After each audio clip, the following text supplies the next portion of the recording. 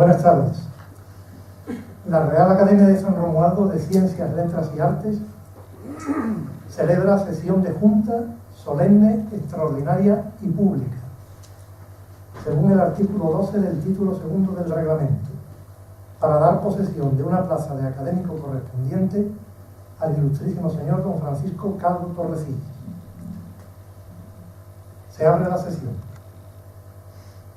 Ocupan la mesa, tal como indica la normativa académica en estos casos, junto con el presidente, la secretaria general, ilustrísima señora doña Adelaida Bordés Benítez, el censor, ilustrísimo señor don Juan García Cubillana, y el presentador, ilustrísimo señor don Juan Manuel García Cubillana de la Cruz.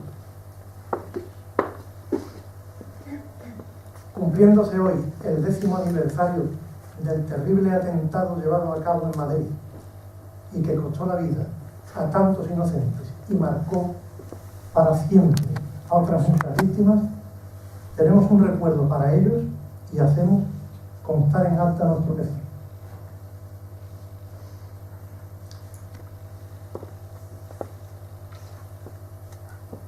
Tiene la palabra la secretaria general, ilustrísima señora doña Adelaida Bordés Benítez.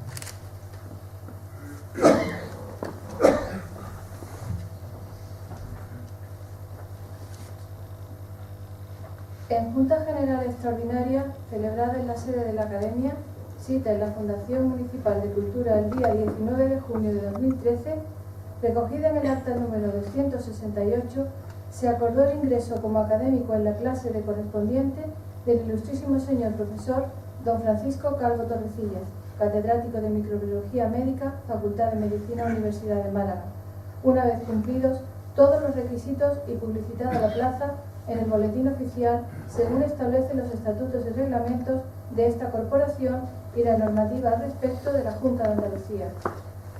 Comunicado el acuerdo al recipientario, se estableció el plazo reglamentario para su ingreso, que con posterioridad quedó fechado para el día 11 de marzo de 2014, siendo el título de su discurso de toma de posesión el virus de la gripe, variabilidad biológica y ser humano, necesidad de vigilancia mundial. Será presentado por el ilustrísimo señor don Juan Manuel García Cubillana de la Cruz, doctor en Medicina y académico de esta, de lo cual, como secretaria, doy fe con el visto bueno del señor presidente.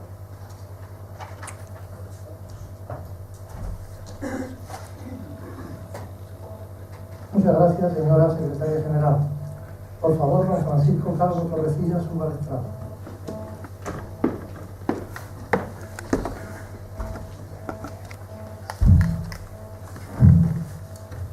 Tiene la palabra el ilustrísimo señor don Juan Manuel García Cubillana de la Cruz para presentar al recipiente.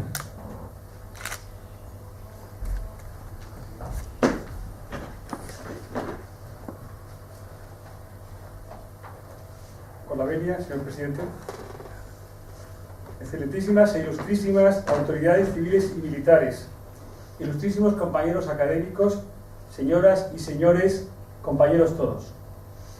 Nos encontramos en el siglo XXI, con una medicina muy adelantada en procedimientos diagnósticos y terapéuticos, con extraordinarias técnicas de imagen e increíbles avances en genética que posibilitan soluciones a enfermedades hasta ahora incurables. Cada día tenemos conocimiento de altas tasas de curación del cáncer mediante la asociación de quimioterapia y terapia biológica, sustituciones enzimáticas en enfermedades genéticas, trasplantes de órganos de todo tipo, selección de embriones en orden a curación de hermanos enfermos y sorprendentes avances en medicina regenerativa que posibiliten la curación de procesos hasta el presente irresolubles. Pero no siempre ha sido así. Hasta hace aproximadamente 150 años, la medicina se encontraba en un estado de asombroso dogmatismo diagnóstico y terapéutico, herencia de los clásicos griegos Hipócrates y Galeno.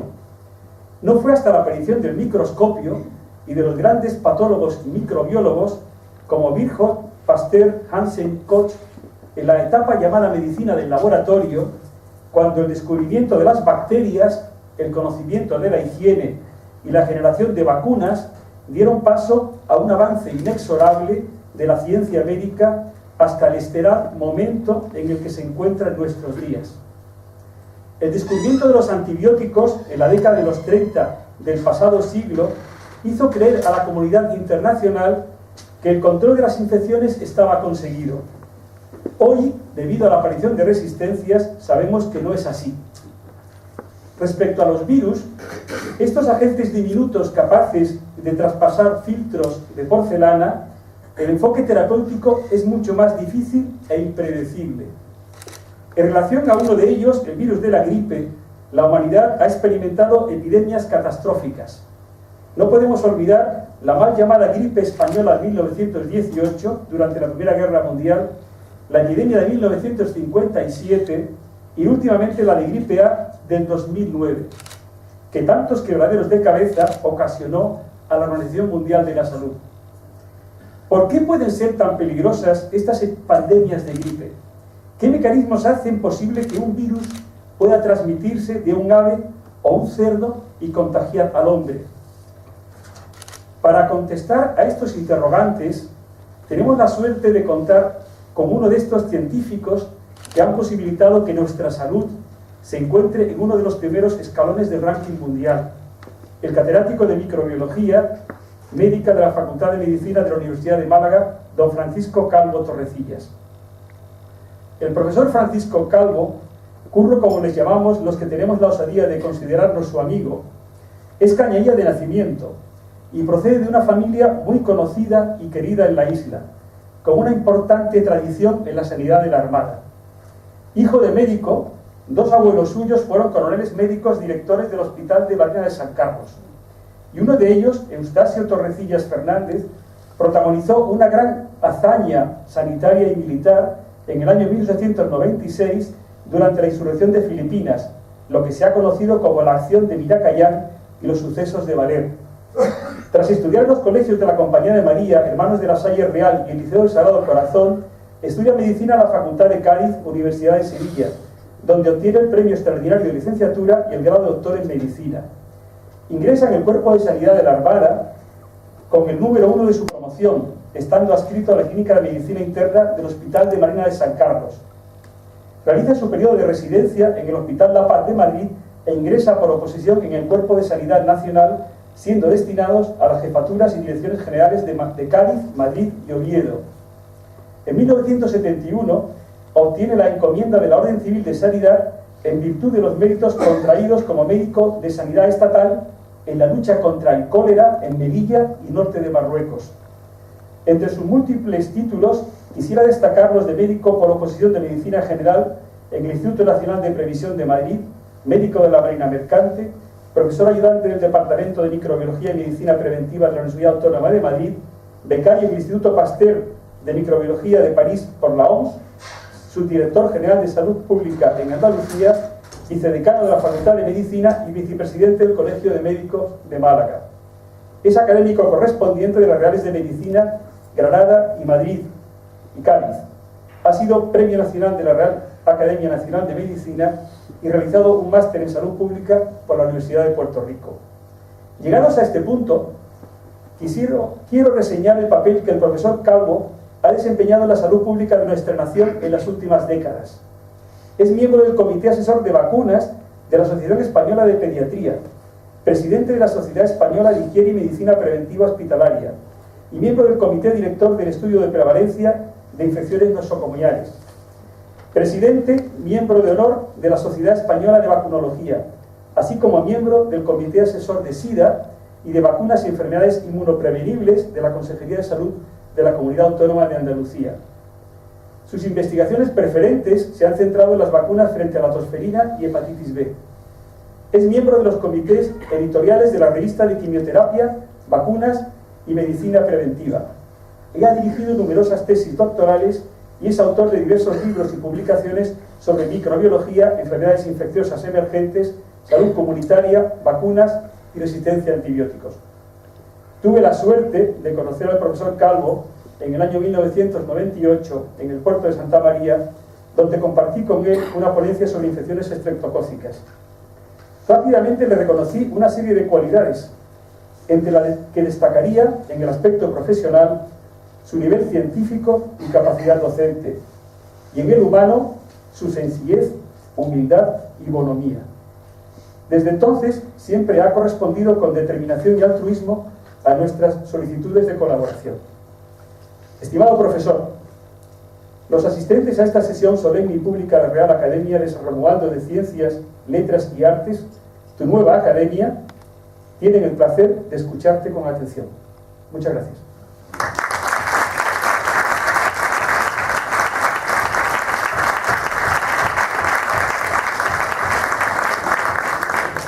Muchas gracias, don Juan Manuel García Luyana de la Cruz. Tiene la palabra el ilustrísimo señor don Francisco Calvo Torrecillas para pronunciar su discurso de ingreso en esta Real Academia.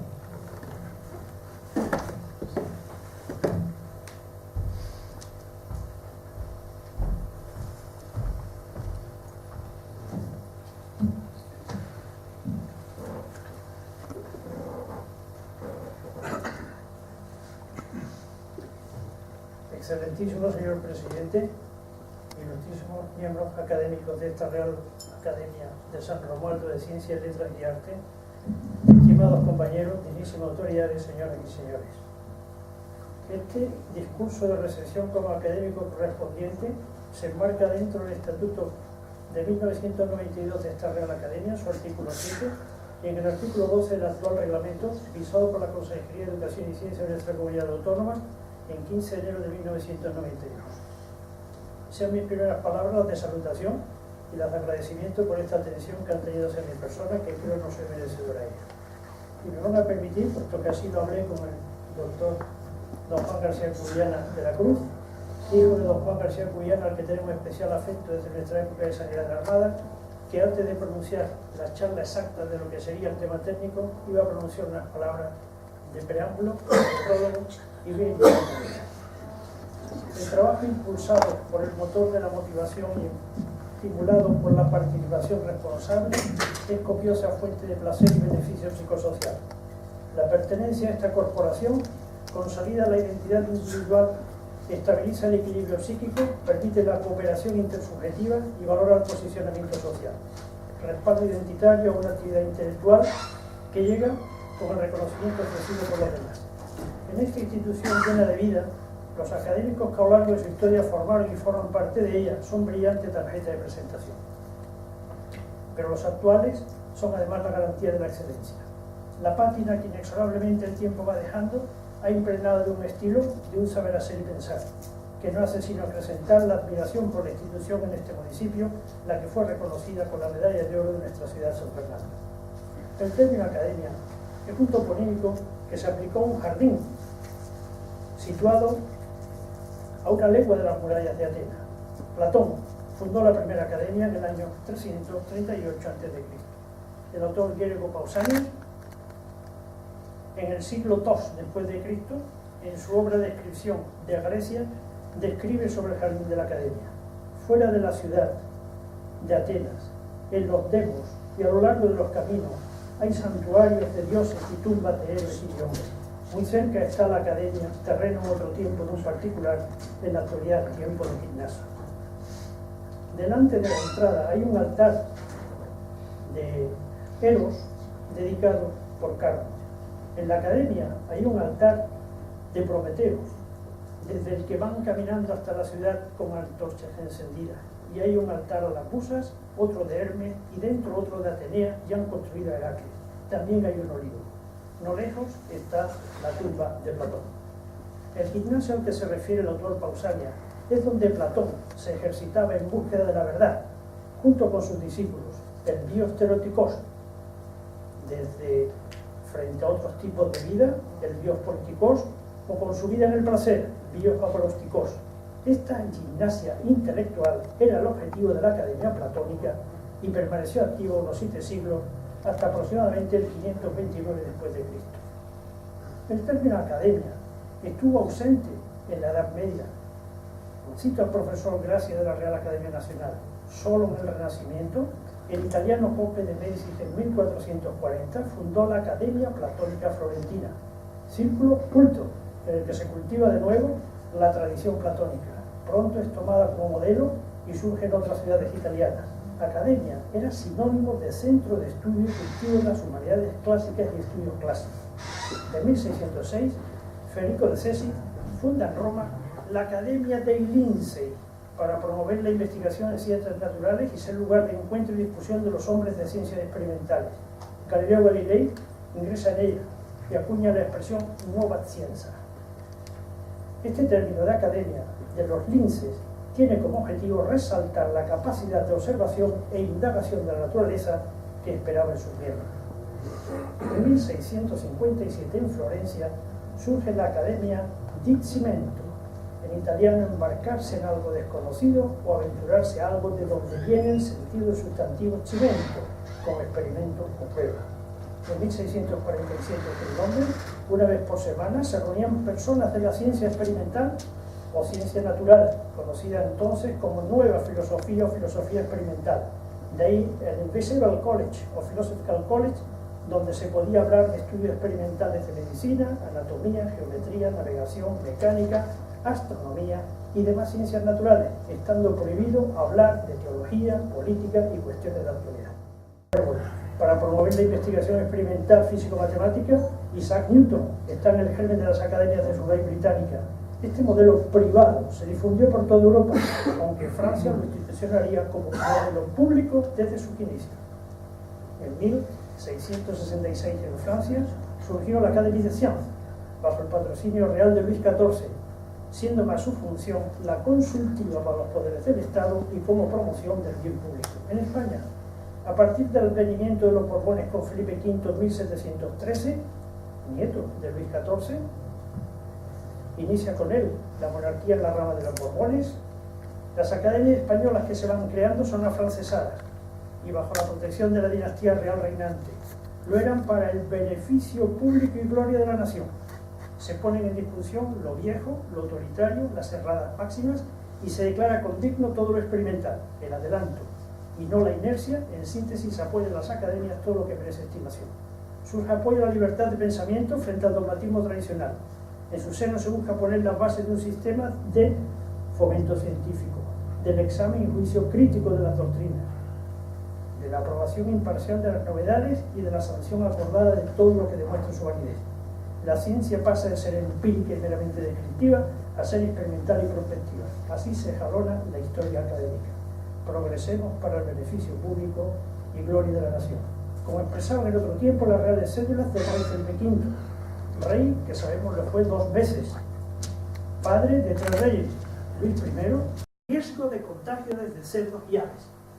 Calificamos con su tipo, caracterizamos genéticamente los genes que producen el gen de hemaglutinina y observamos qué mutaciones tiene a nivel molecular y cómo se comporta contra resistencia a fármacos antivirales.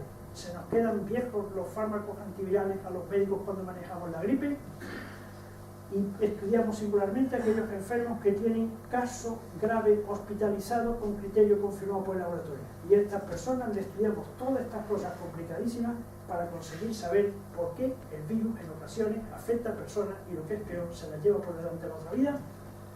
El virus de la gripe, si os represento aquí los 8 elementos que anteriormente teníamos que son sus genes, cada uno es capaz de fabricar una cosa por una orden proteica. Lo más importante es la amilasa. Cuando esto nos cargamos eso, buscamos los médicos con los fármacos actuales, el Tamiflu, Tamiflu. Cuando tenemos hemaglutinina, perseguimos conocerla para fabricar la vacuna singular para ese virus. Y cuando tenemos el canal iónico B2, tenemos una opción terapéutica con fármacos que se nos han quedado atrasados y que ya este año no hemos podido utilizar. El virus, inteligencia biológica, sin lugar a dudas. ¿Qué pasó el año 18 cuando apareció una epidemia?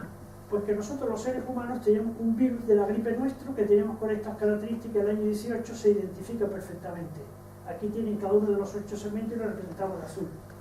Este virus nunca había existido en la especie humana. ¿Qué pasó el año 57? Que el virus se transforma en H2. ¿Por qué? Pues porque de los 8 cordelitos que tienen dentro, 3 de ellos lo había cogido el ser humano en su gripe de las aves. Y tenemos una combinación que dura unos cuantos años. Y posteriormente, ¿qué ocurre? Este virus desaparece de la faz de la Tierra y aparece un nuevo virus que ahora coge, se queda con uno solo de los virus procedentes de ave rojo y coge 2 fragmentos de genes, cordelitos, de otras aves distintas. Virus nuevo que no conocía ningún ciudadano del mundo y que nos pega la paliza. Este virus de la gripe, el ser humano a través de granjeros entra teóricamente en una triple resultante de lo que llamamos una cepa americana de cerdos. Y ahí, esta cepa que llama azul y verde, teóricamente cambia y coge fragmentitos de ave. Y en el cerdo se hace un cóctel molotov y se cambian genes del cerdo con genes teóricamente de las aves. Y finalmente, ¿qué ha pasado en el año 2009 con esa pandemia del mapa que os he pintado como consecuencia de los viajes? Clarísimo. El ser humano se ha infectado de la cepa del cerdo, que a su vez tenía elemento aviar, y ha cogido dos fragmentos de color violeta, que tenemos aquí magenta, y que eran virus aviares. Una cepa del cerdo se mezcla con otra cepa del cerdo, salta a la especie humana y nos produce la infección, puesto que jamás la habíamos conocido. Como consecuencia de ello, la represento en imagen para que lo vean. El cerdo americano tiene sus 8 fragmentos que aquí les he explicado, y consigue coger 2 fragmentos, aquí representados por esta flecha, procedentes de otro cerdo. Y decimos que los cerdos de origen porcino clásico norteamericano han, como consecuencia de la genética, incorporado elementos del cerdo de Eurasia, y como consecuencia de ello, el cerdo ha sido el gran fabricante en su interior de la nueva molécula del virus del tipo A, H1, el neuropandémico desde el año 2009, que es el que este año nos ha dado la paliza, ciertamente, en nuestro país, y como ahora les contaré en algún otro sitio más. Cerdo, ser humano, contagio descrito. ¿Qué pasaba con la gripe del cerdo? Que se quedaba con los granjeros, que se quedaba con quienes trabajaban como veterinarios con los suyos, pero no se propagaba luego de ser humano a ser humano. ¿Qué ha conseguido este virus de la pandemia gripal del año 9? Que del cerdo salta al hombre y luego los hombres nos hemos contagiado como especie humana totalmente entre ellos. Ejemplo de un virus que ha saltado la barrera interespecie y que ha preocupado seriamente a todo el mundo. El otro virus era el H5N1. Si aquí les represento los datos de este virus, que es gravísimo, por cuanto si en el mundo tenemos registrados hasta hoy 650 casos de seres humanos por el virus de la gripe H5N1 del niño que anteriormente les contaba de Hong Kong del 97, de todas estas personas ha muerto el 50 y tantos %. Gravísimo virus, al que en este momento la Organización Mundial de la Salud le tiene una persecución brutal y que nos encargamos de vigilar estrechísimamente a nivel mundial la circulación de un virus francamente preocupante como es el H5N1 de origen a gripe aviar, como les he comentado. Esta mortalidad de morirse la mitad casi de cualquier enfermo que padece la gripe es una cosa francamente preocupante y entre la que nos encontramos en lucha permanente.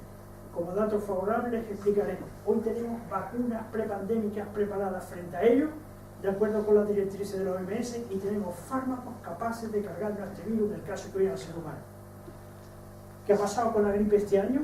Si aquí representamos el mapa de Europa, esto está sacado teóricamente a la semana 5, que es la primera semana de febrero de este año, toda Europa. ¿Y qué virus hemos tenido en nuestro país? El H1 pandémico 9, la gripe de la pandemia de México y Estados Unidos que nos ha atizado este año. ¿A España solo? No. Francia, Reino Unido, países nórdicos, Islandia, fundamentalmente Finlandia, y aquí tenemos Grecia, donde en rojo le ha dado una paliza tremenda, y de igual manera tenemos Bulgaria. Aquí tenemos la zona del conflicto actual que veremos dentro de un rato en la televisión. Esto es Ucrania, esto es Moldavia, esto es la Federación Rusa, y esto exactamente es la península donde se encuentra Sebastopol. ¿Qué ha pasado en cuanto a intensidad? Aquí le tenemos que mes, semana a semana, la vamos evolucionando y conocemos lo que está ocurriendo en todos los sitios. Y aquí tenemos lo que ha ocurrido en la semana 6, finales de febrero, en la que teóricamente nos encontramos en España. En la última semana de enero nos dio una paliza tremenda, pasamos de dintel amarillo a dintel rojo, la OMS nos da la información exacta, pero no nosotros, sino todos estos países, como ven ustedes aquí, teóricamente los nórdicos y fundamentalmente los países mediterráneos. Vigilamos estrechísimamente lo que está pasando en todos los países del mundo, y esto es exactamente el continente europeo junto con la Federación Rusa, y aquí teóricamente observamos Turquía. En Estados Unidos nos comparamos todos los lunes con ellos, y observamos cómo en las distintas regiones, teóricamente estados 52 que tiene Estados Unidos, aparece también una propagación regional importantísima con alto nivel de contagio. ¿Y qué ha circulado en los países? Aquí está España. ¿Qué pasaba en las últimas semanas de diciembre del 13? El virus pandémico del 2009, se incorporan algunos virus del H3, algún virus del HB, y teóricamente con 3, 4, 5 cruces, siempre predominando el pandémico 9. Este es el virus que nos ha pegado el grave problema durante este año, Europa 2013-14. Y en España, todo exactamente igual, aquí lo tenemos teóricamente. Bueno, País Vasco siempre ha sido distinto en muchas cosas, ¿verdad? También el virus que le afecta, que es el H3. Esto es Castilla, teóricamente León, y aquí el resto con H1N1 que nos ha afectado igual que a las Islas Canarias y Baleares. Sabemos perfectamente, a través de estos laboratorios de referencia, en vista del Programa Mundial de Vigilancia que tenemos, que circula por todos los sitios.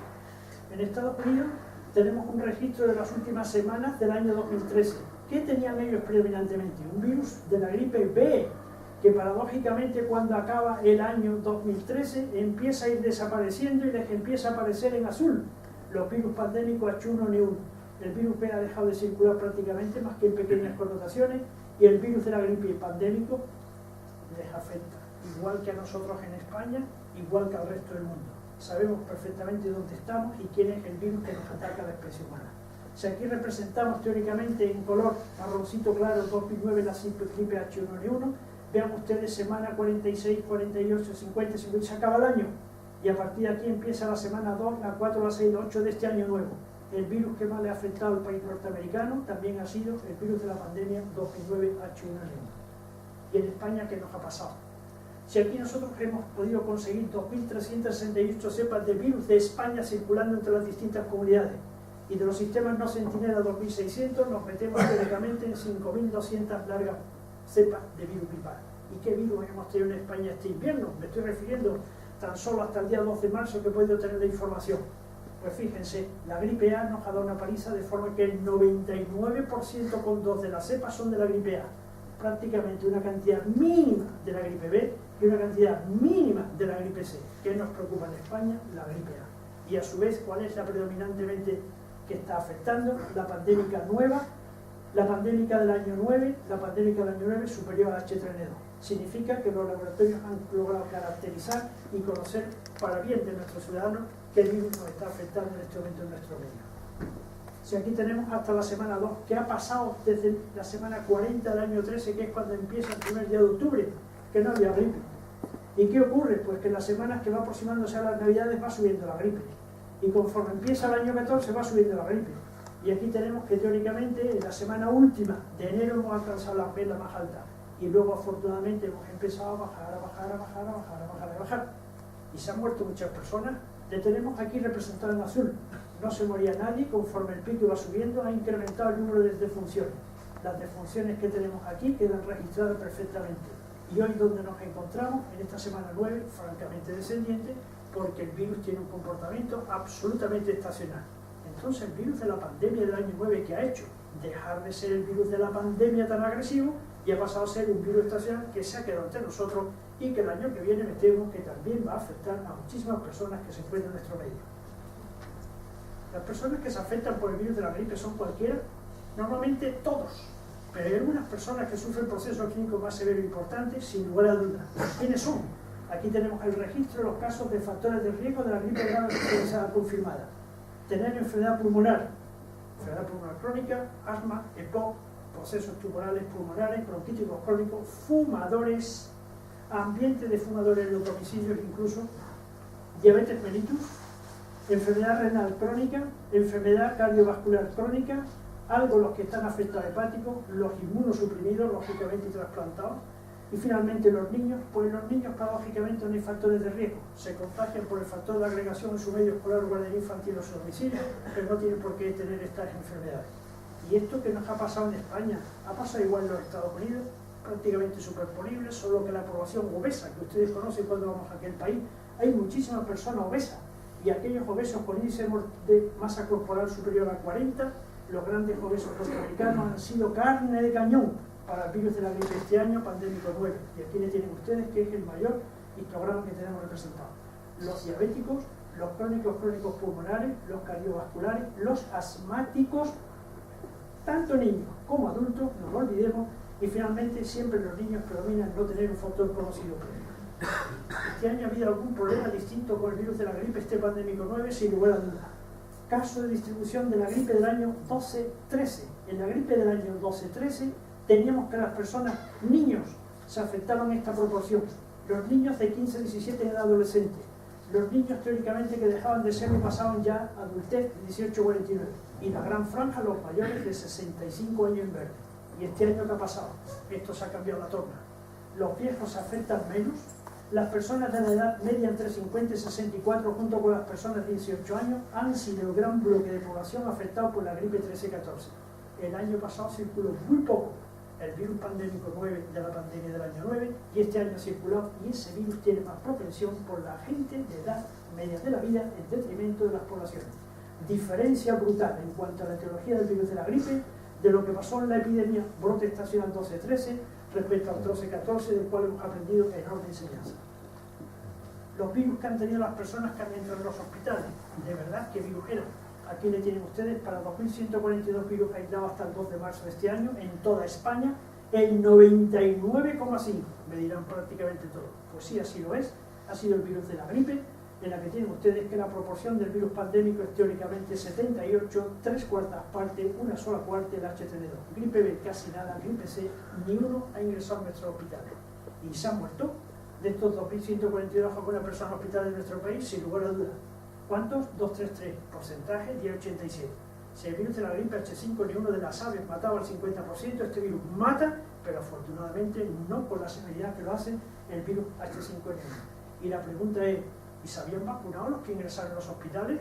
Aquí tienen ustedes, ojo, un 36% sí se habían vacunado. Luego la vacuna no es tan perfecta.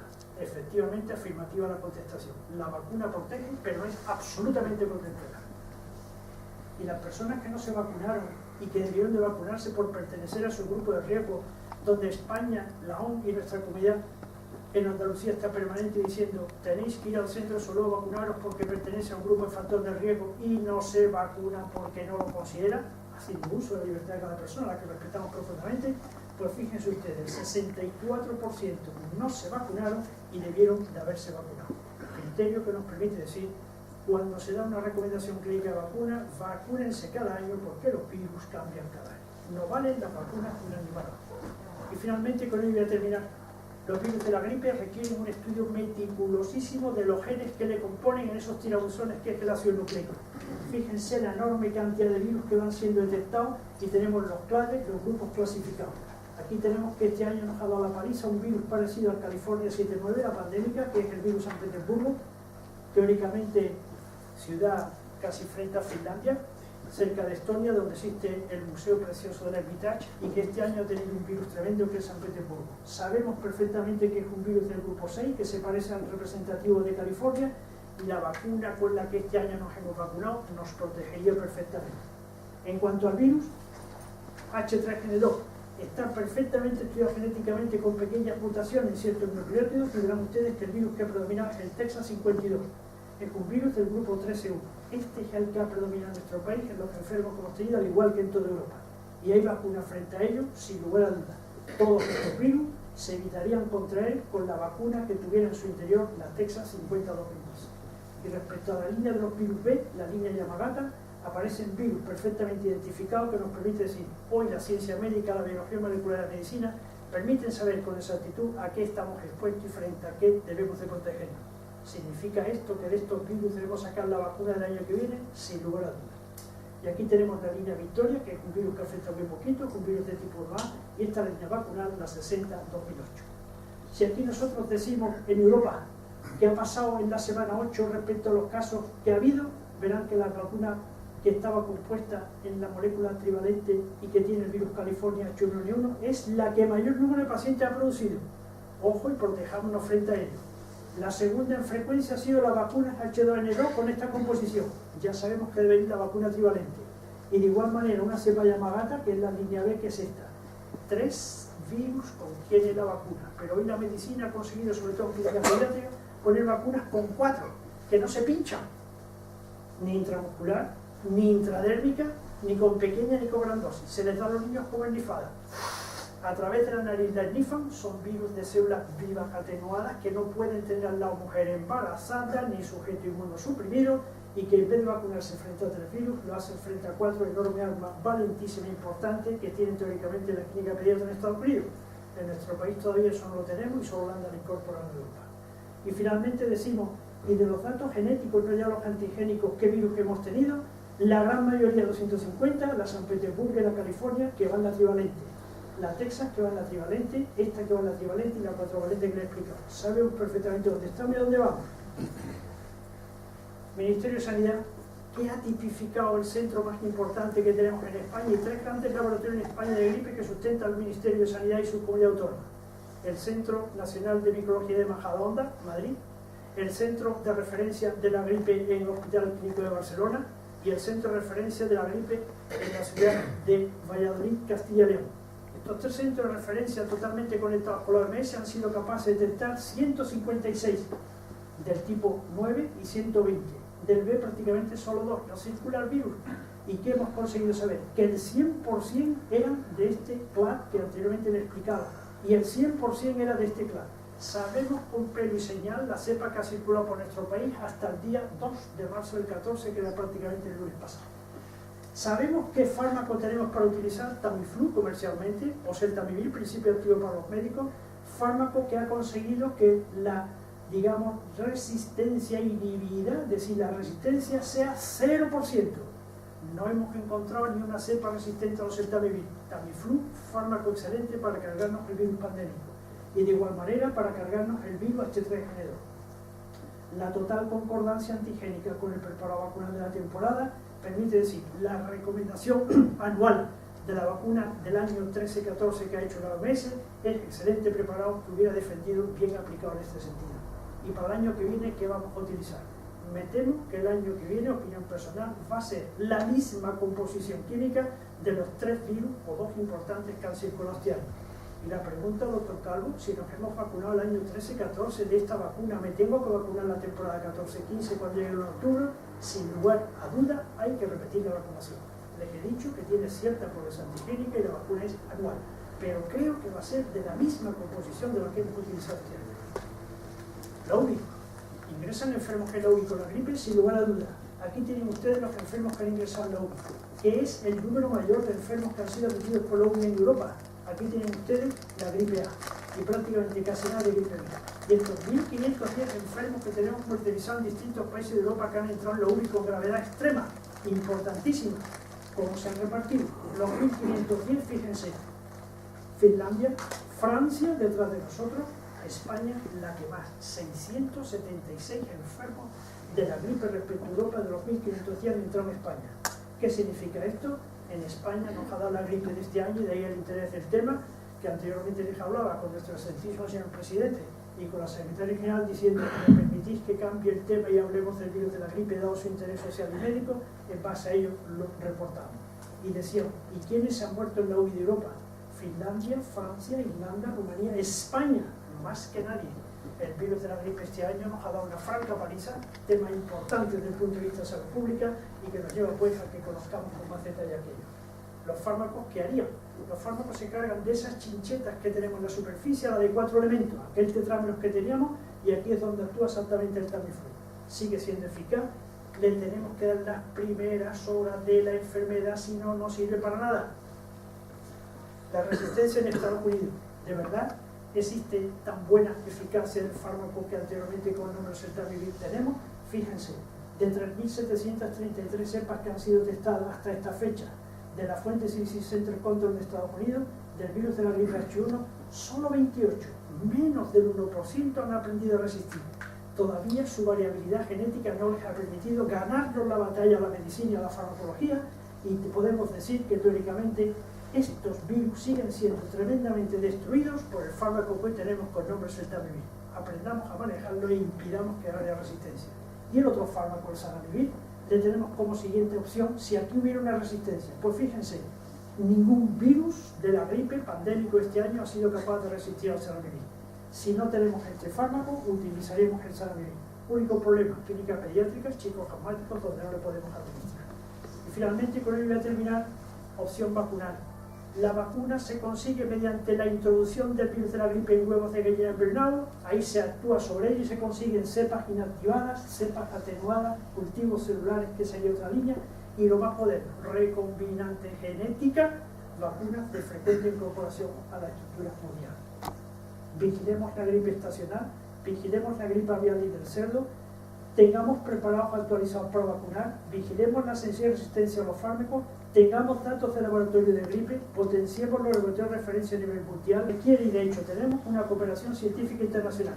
Es necesaria la solidaridad global entre países pobres que no tienen dinero para vacunas, ni para fármacos, ni para hospitales, ni para pediatras y seguridad pública.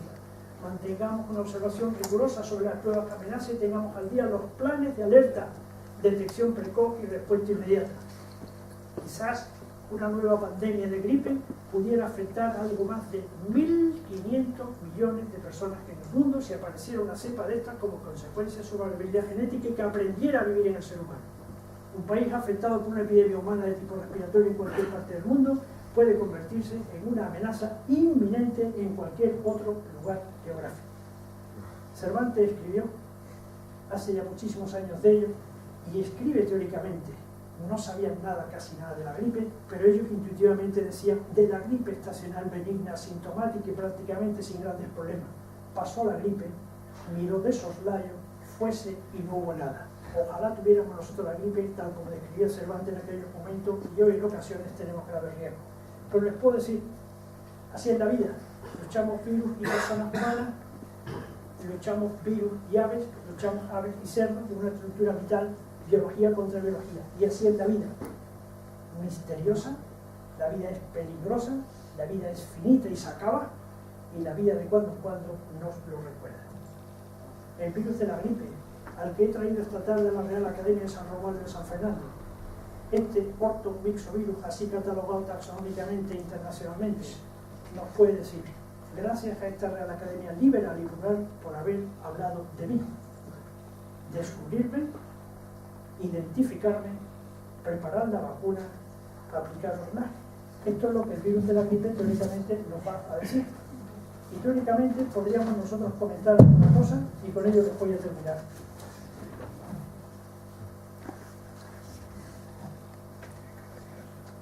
El virus nos puede decir, yo también amo la vida en libertad, y mis variaciones genéticas y de adaptación que el virus tiene a diferentes especies de animales o aves no son más que expresión de un progreso para la propia descendencia del virus. El virus no viene a destruirnos, es como si fuera un mercador y lo destruyéramos, no podríamos comer al día siguiente. El virus viene para multiplicar su descendencia. Y podemos decir, ha sido para mí deseo, con esta exposición científico-médica en esta Real Academia, contribuir al estudio y difusión de una parte de la ciencia, que es motivo de atención a nivel mundial como riesgo para la salud de los seres humanos. De igual forma, estimular a la consecución de los mayores conocimientos para el progreso en el ámbito del saber humano. Fines ambos, recogidos los vigentes estatutos de esta Real Academia, en esta isla que emerge de la mar, detalladamente recogida en su escudo, en cuyo árbol central aparecen el castillo y el león rampante y se entrelazan con las levillas de Scientinus, Artis, Eliteris, el nombre del castillo de San Romualdo. Un premio como el que hoy me han dado ustedes no puede considerarse solo un reconocimiento y una alegría momentánea, ya que es en parte pesada losa que llevará al galardonado a partir de este momento en su vida y que le obligará a autentificarse como merecedor de ella. Es un honor este ingreso, señor presidente, pero el grado de compromiso que adquiere uno tras ello se convierte en una nueva referencia a encaminar en la trayectoria profesional y vital de mí. Espero poder contribuir a la excelencia de esta Real Academia, al tiempo que les deseo a todos, con especial reconocimiento por su especial atención, larga y fructífera vida académica. Cuando nosotros decimos de este ortomixovirus, podemos decir, estudiemos para que la precisión y experiencia derivadas de la vigilancia mundial nos sean útiles para abordar las posibles nuevas cepas gripales que en su momento pudieran ser fuertemente un problema mundial. Con nuestro reconocimiento a esta Real Academia de Ciencias, Letras y Arte, muchas gracias por su atención a todos.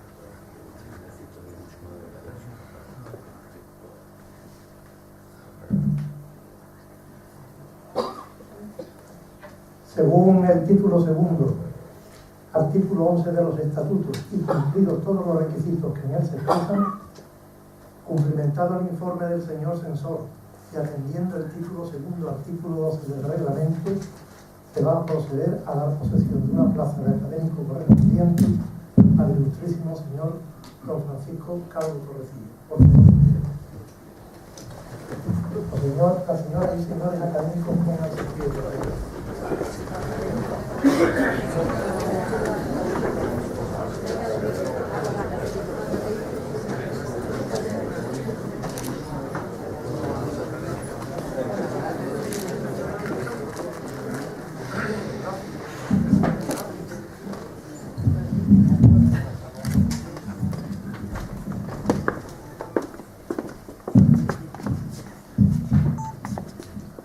Don Francisco Carlos Torrecilla promete observar los estatutos, el reglamento y acuerdos de esta Real Academia, honrándola siempre, mirando por su mayor lustre y esplendor, y cumplir fielmente todas las obligaciones de académico. Queda proclamado académico de la Real Academia de San Romualdo el ilustrísimo señor don Francisco Carlos Torrecilla.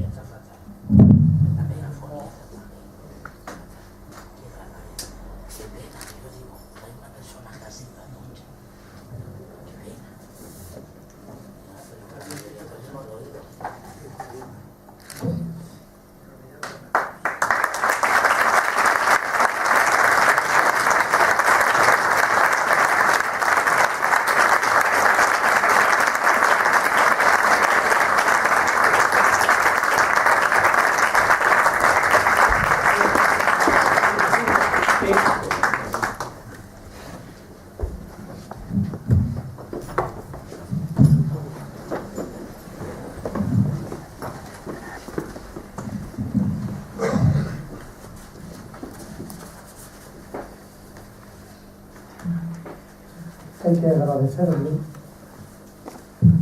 al profesor Carlos Torrecilla las 3 conferencias que nos ha dado, los 3 discursos. Un primer discurso evocador preciosísimo, que nos ha conmovido. Nos ha traído a la memoria esa isla en la que nació, en la que vivió, en la que se educó, en la que estudió, y que bueno, en muchos aspectos la compartimos la mayoría de los que estamos aquí. Ese ha sido un primer discurso que gustó tanto que la conferencia rara vez se ha interrumpido con un aplauso.